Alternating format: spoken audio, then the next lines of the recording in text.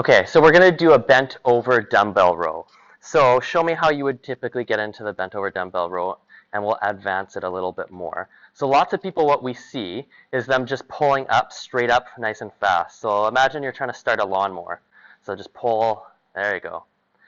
She's doing it pretty proper because she already knows how to do it a little bit. So, but people are usually hinging at this a little bit, like so they're going down, they're dipping more there, and use some more momentum, and they're just like trying to yank it up any way possible, and their traps are engaging. So start again with what we know as proper posture. So you're perpendicular to the ground, or sorry, parallel to the ground. The back, there's no arch there. From here to here, if I put a dowel, it's going to be no way I can get my hand under there. Before she even starts about lifting this arm, she's thinking squeezing this back and down. So arm is straight, there. So now she pulled her shoulder blade back and down towards me. And so she's almost thinking about having her arm rotated in the pinky there. And then now, from that motion, now she's pulling her elbow back towards her bum and then slowly all the way forwards, but this shoulder is not dipping. There, again, so pulling, and it's almost like she's pushing on the way down. So you're pushing it forwards, and these are gliding the whole time.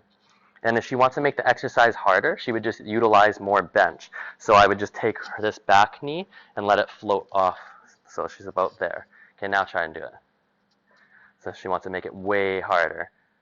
And then you're working the rhomboids. Now she's working a lot more core. So that's a bent over dumbbell row.